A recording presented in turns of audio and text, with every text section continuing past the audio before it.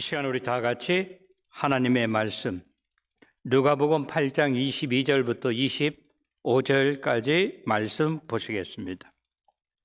누가복음 8장 22절부터 25절까지 말씀 한 목소리로 합독하도록 하겠습니다. 누가복음 8장 22절입니다. 하루는 제자들과 함께 배에 오르사 그들에게 이르시되 호수 저편으로 건너가자 하시매 이에 떠나 행선할 때에 예수께서 잠이 드셨더니 마침 광풍이 호수로 내리치매 배에 물이 가득하게 되어 위태한지라. 제자들이 나와 깨어 이르되 주여 주여 우리가 죽겠나이다 한데 예수께서 잠을 깨사 바다와 물결을 꾸짖으시니 이에 그쳐 잔잔하여 지더라. 제자들에게 이르시되 너희 믿음이 어디 있느냐 하시니 그들이 두려워하고 놀랍게 여겨 서로 말하되 그가 누구이기에 바람과 물을 명하여 순종하는가 하더라. 아멘. 우리 찬양대 찬양 읽겠습니다.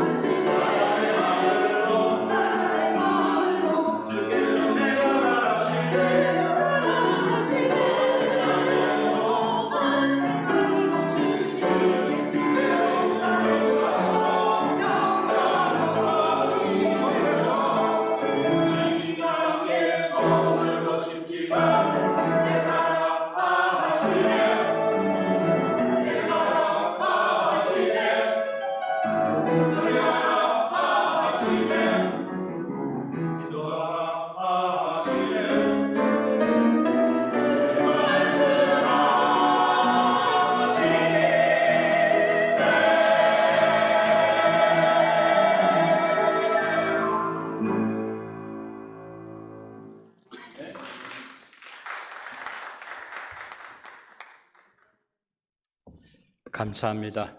오늘은 경기도 안성 죽주 산성교회 김영식 목사님 나오셔서 본문 말씀을 통해서 불가능해 보일 때라도라고 하는 제목으로 하나님 말씀 전하실 때 많은 은혜 받으시기 바랍니다. 잠깐 기도하실까요? 사랑과 자비가 풍성하신 하나님 아버지, 은혜에 감사를 드립니다. 오늘 귀한 성일 주시고 저희들을 불러주셨는데 이 시간 하나님 아버지께서 기쁘게 받으시는 예배 드리게 하여 주시옵소서.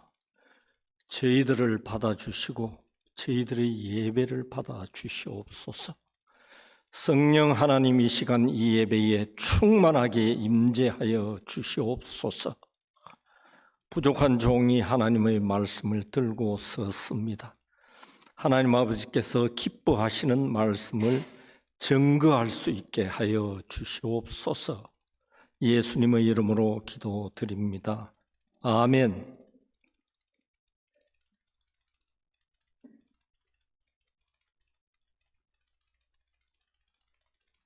피르 집사님, 안 넘어가는데.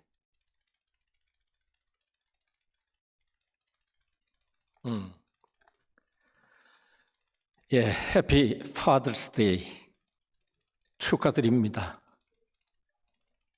미국 오셔가지고 가족들 생계를 위해서, 자녀 양육을 위해서, 또 비즈니스를 위해서 참 수고를 많이 하셨는데 미국에 이렇게 파더스 데이가 있어가지고 축하하고 서로 격려하고 위로할 수 있는 이런 문화가 되어 있어서 참 좋다.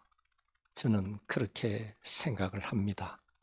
예, 오늘 이 파더스 데이에 설교를 잘하라고 우리 엘리가 넥타이를 이걸 골라주더라고요. 예, 그리고 손톱을 깨끗하게 다듬어 줬습니다. 감사합니다. 이런 것들도 소소한 행복이 아닌가 생각을 해봅니다. 예, 오늘 제목은 불가능해 보일 때라도 우리가 어떻게 해야 되느냐, 이런 제목과 내용으로 말씀을 드리려고 합니다. 우리 앞에는 불가능해 보이는 일들이 많이 있습니다. 가정마다 문제점들이 있습니다. 자녀들을 모두 잘 키우고 싶은데 자녀들이 말을 잘 듣지가 않고, 또 자녀들을 잘 키워서 시집 장가를 보내놨는데 거기 또 이제 불화가 심하고 이럴 때 야, 저 일을 어떡하나 그런 그 생각이 들고, 또 새로운 사업을 시작을 했는데 이게 생각처럼 잘 되지가 않습니다. 이럴 때 답답하기도 하고 막연하기도 하고 그런 생각들이 많이 듭니다. 그런데 성경에는 이런 경우에 어떻게 해야 되느냐, 그런 것들이 많이 기록되어 있고, 또 불가능해 보이는 그 일들을 돌파하고 승리를 쟁취한 그런 일들이 많이 있어서 우리에게 힘이 되고 격려가 되고 위로가 되고 또 교훈이 됩니다.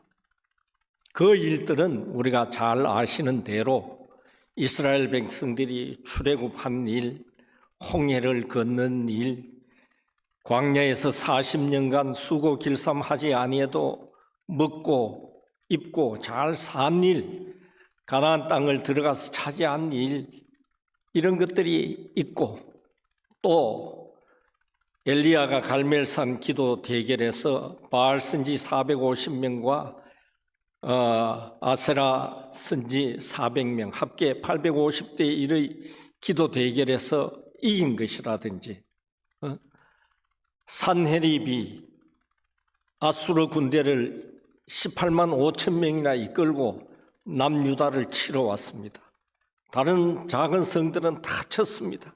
마지막에 이제 예루살렘을 치려고 하는데 하나님께서 그날 밤에 그 18만 5천 명을 다 죽여가지고 전쟁을 이 히스기야 왕이 마지막에 하지 않고도 이긴 일, 이런 것들은 우리가 성경을 보면서 너무 신나게 읽었던 그런 일들입니다.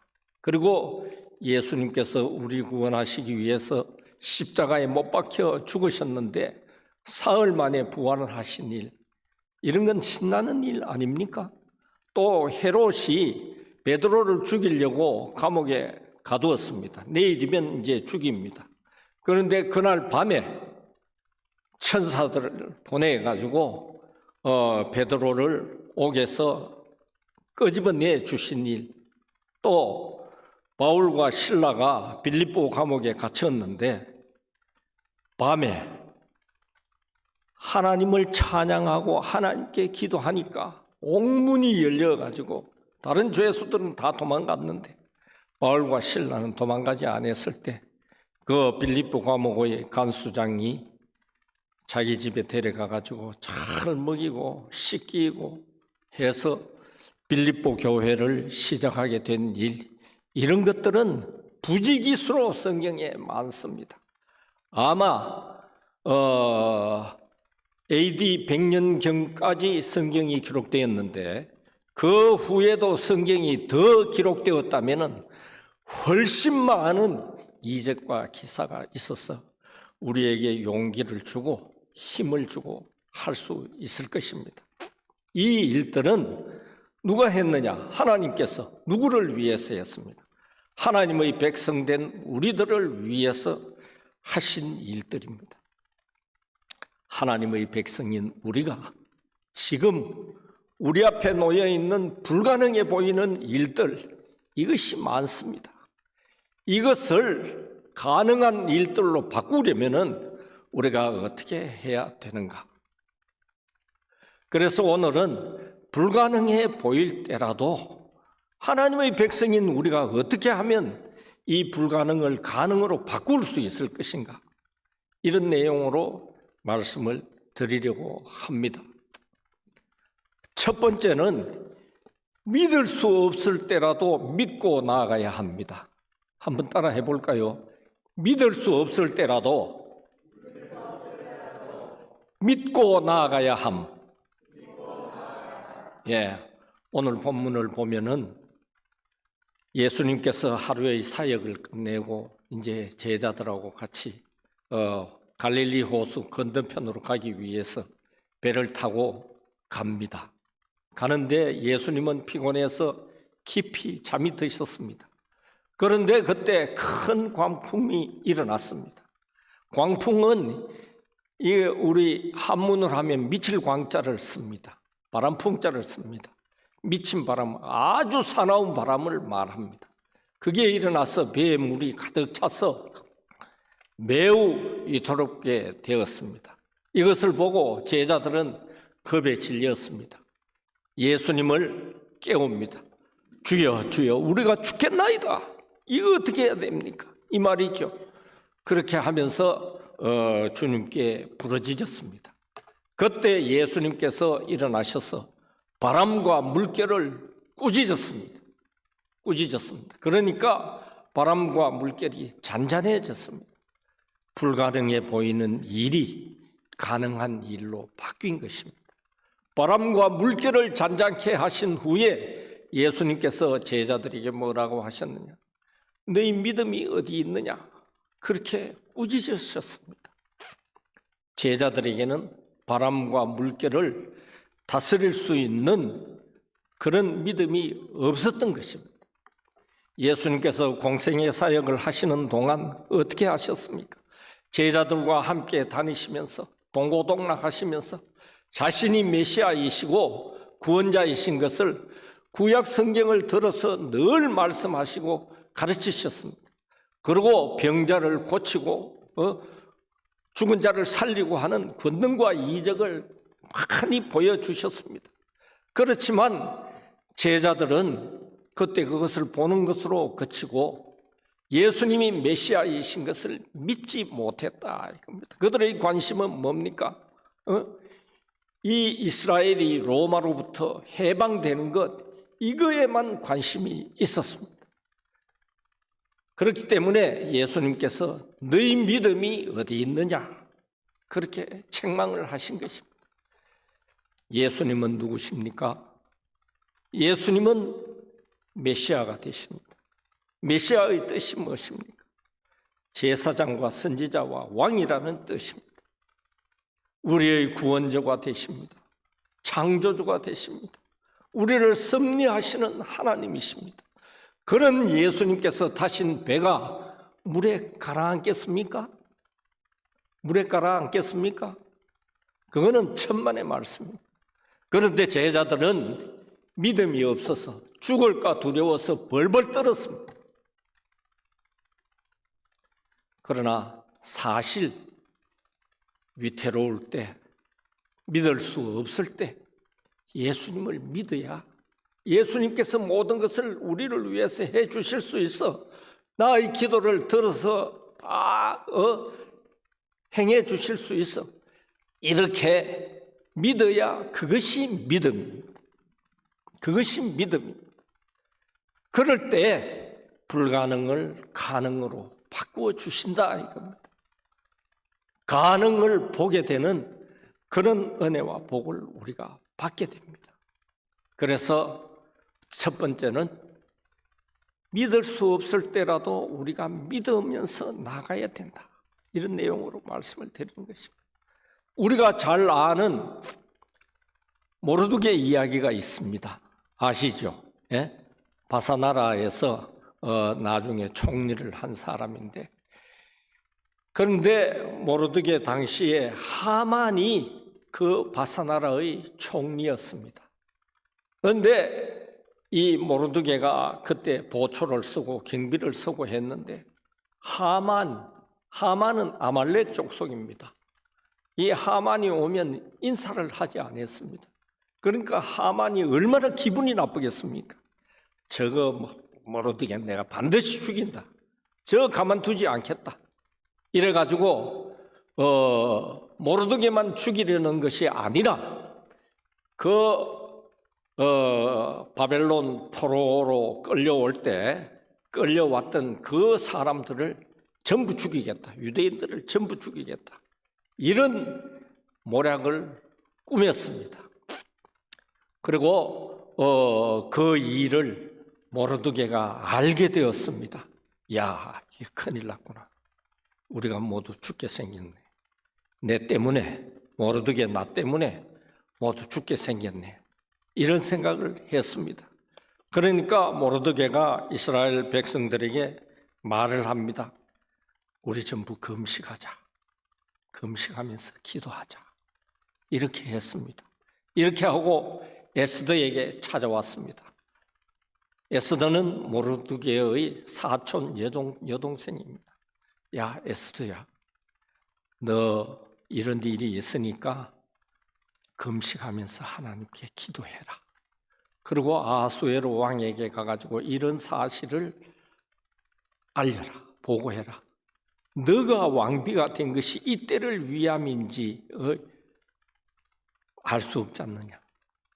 너가 왕비가 된 것은 이때를 위함일 거야. 너가 이때 정말 하나님의 뜻을 이루고 유대 백성들에게 충성할 수 있는 이런 귀한 기회니까 너가 아하수에로 왕에게 나아가라. 이렇게 했습니다. 이랬을 때 에스더가 어떻게 했습니까? 사흘 동안 금식하며 기도했습니다. 사흘 동안 금식하며 기도하고 난 다음에 죽으면 죽으리다. 이런 각오를 가지고 아하수에로 왕 앞에 나갔습니다. 그랬더니 이 보통 한 사람이 사흘 정도 금식하면은 좀 꾀죄해 보이는 것도 있지만 아름다운 여성이 사흘 동안 금식을 하면 훨씬 아름다워 보입니다. 청초해 보입니다. 안 그렇습니까? 예, 그렇습니다. 이래가지고 에스더가 아하수에로 왕 앞에 탁 나왔습니다. 그때 바사나라의 법과 제도가 어떠했습니까? 왕이 부르지 않았는데 왕 앞에 나오면 그건 죽이는 겁니다. 그런데 그때 왕이 그걸 승인해 준다는 뜻으로 금규를 내밀면은 살아나는 것입니다. 아하수에로 왕이 탁 앉아서 봅니다. 사랑스러운 아내 에스더, 바사나라의 왕비 중에서 제일 지혜로웠던 에스더가 저기 와서 탁 섰습니다. 사랑스러운 내 아내, 너무 아름답다. 무슨 뜻으로 저기 와서 섰을까? 금규를 내밀었습니다. 에스더가 아하수에로 왕 앞에 와서 섰습니다. 죽으면 죽으리다. 그런 각오로 왕 앞에 섰을 때 왕이 왕비에 서요. 왕비의 뜻이 무엇입니까? 왕비가 이 흉중에 품은 그 뜻이 무엇입니까? 그러니까 왕비가 왕이시여, 내가 오늘 저녁 잔치를 베풀겠는데 왕이 꼭 오십시오. 오실 때 혼자 오지 마시고 하만을 데리고 오십시오. 이렇게 해서 하만과의 전투가 시작이 되었습니다. 이틀 동안 왕을 초대를 했습니다. 하만이 따라왔습니다. 하만은 지가 왕비에게 이런 대접을 받는다고 좋아하면서 왔습니다. 하지만 그것이 하만 자기가 죽는 길이라는 것을 몰랐습니다. 둘째 날 왔을 때 왕비가 말을 합니다. 왕비의 그 생각이 뭐냐 물었을 때 이 하만이 우리 유대인들을 다 죽이려는 그런 계획을 꾸미고 자기 집에 장대를 22.5m, 얼마나 높습니까? 22.5m 이 장대를 세웠는데 이래가지고 되겠습니까? 왕이시여, 이걸 살펴주십시오. 이렇게 말을 했죠. 대반 아하수에로 왕이 어떻게 했습니까? 이놈을 거기다가 달아라. 그리고 이스라엘 백성들을, 유대 백성들을 하나도 죽이지 못하게 해라. 이스라엘 백성들이 도리어 하만의 저 족속들 저걸 다 죽이게 해라. 이야, 전세가 완전히 역전이 되었습니다. 그것뿐만이 아니고 그 바사 나라가 127개의 도였습니다. 그 큰 나라를 모르드게 너가 이 총리가 되어서 이 나라를 다스리라. 이렇게 역전이 되었습니다. 아말렉 족속들은 그때 불임절을 선포해가지고 전부 죽었습니다. 다 죽었습니다. 이렇게 해서 모르드게가 총리가 되고 유대인들이 모두 살게 되는 그런 결과가 왔는데 이것이 불가능을 가능으로 바꾼 믿음입니다. 믿을 수 없을 때라도 죽으면 죽으리다. 정말 죽으면 죽으리다. 그런 믿음으로 나아가면 불가능을 가능으로 바꾸어 주시는 우리 하나님이심을 믿으시기 바랍니다. 감사합니다. 그 다음에 두 번째는 순종할 수 없을 때라도 순종해야 된다. 이런 제목으로 말씀을 드리겠습니다. 누구나 순종할 수 있는 것은 순종하기가 쉽습니다. 그렇지만 그때는 큰 기적과 복을 기대하기는 어렵습니다. 마집사님 그렇죠? 이것이 우리 인간이 사는 세상의 이치요 도리입니다. 도저히 순종할 수 없을 때 하나님께 순종해야 놀라운 복을 받을 수가 있습니다. 우리가 아시는 대로 베드로가 밤새도록 갈릴리 호수에서 물고기를 잡고자 애를 썼습니다. 그러나 한 마리도 못 잡았습니다. 그때 예수님께서 오셨습니다. 고기 잡는 기술이라고는 예수님께 없는 걸로 우리는 생각을 합니다. 예수님은 목수인 아버지 밑에서 목수 일을 배웠기 때문에 저 고기 잡는 건 모를 거야. 이렇게 우리가 생각할 수 있습니다.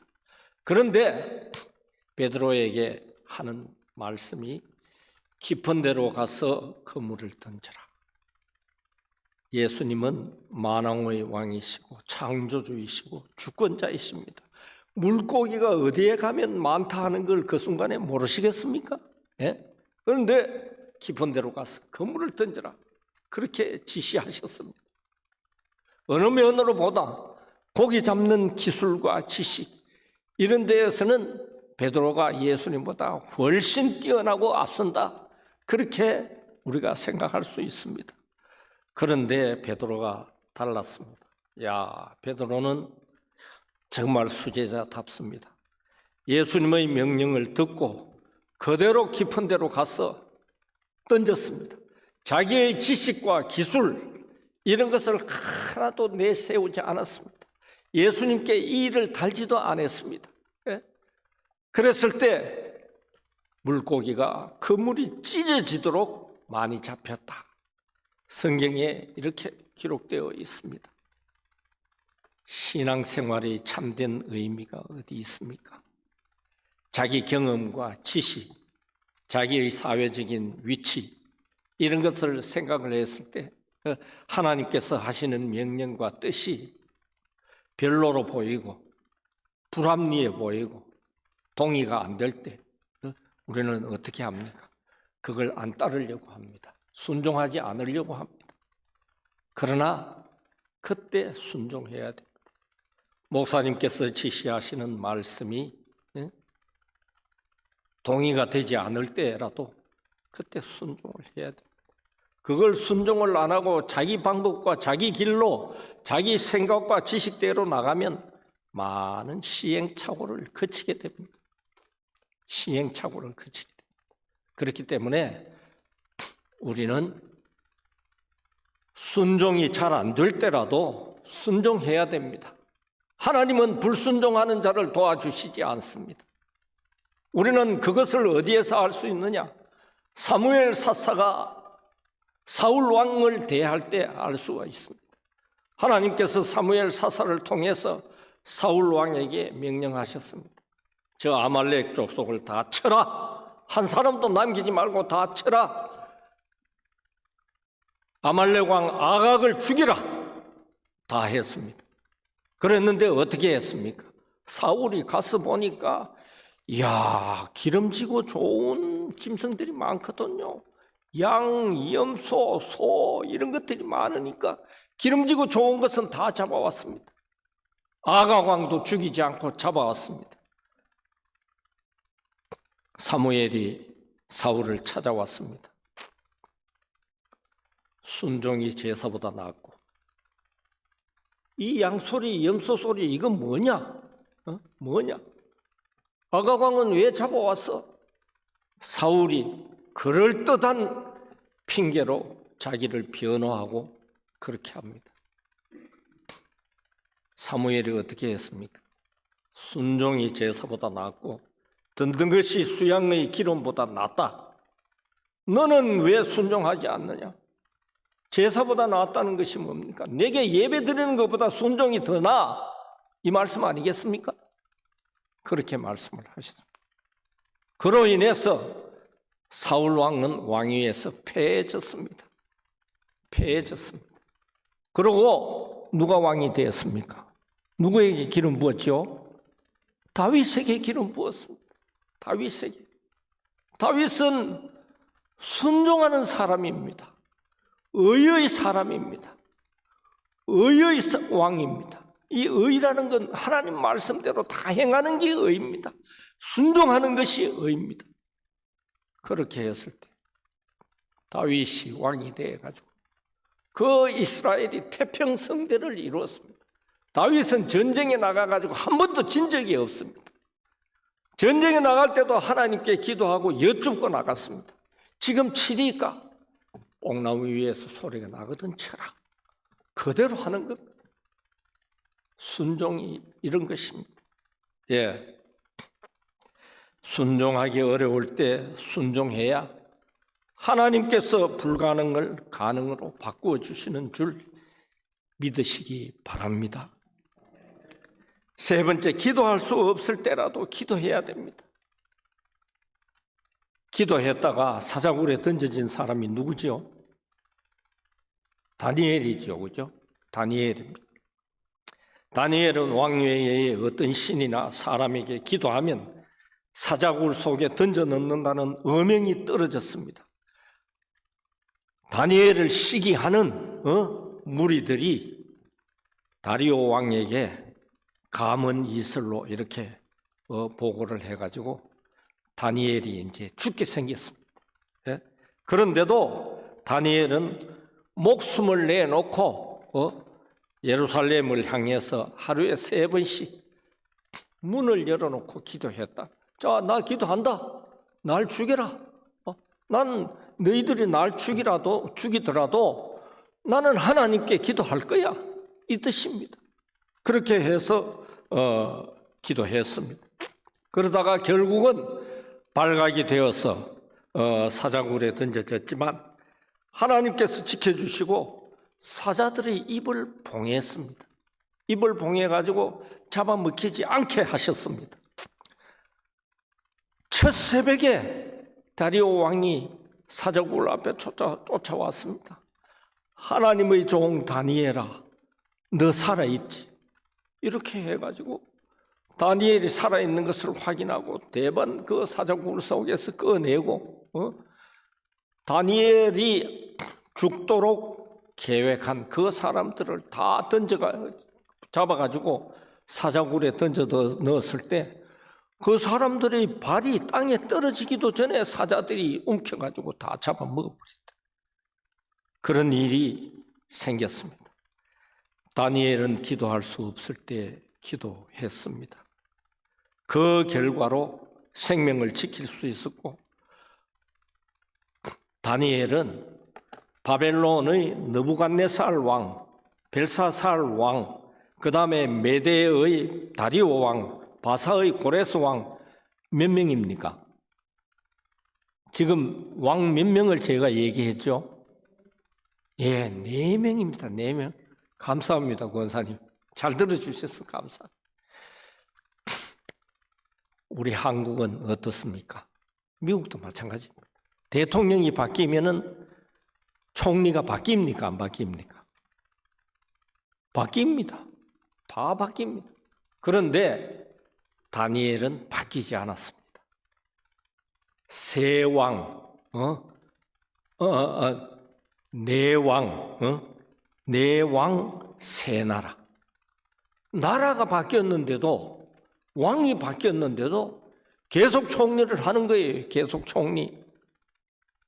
다니엘이 이렇게 계속 총리를 하니까 고레스 원년에 어떻게 됐습니까? 예?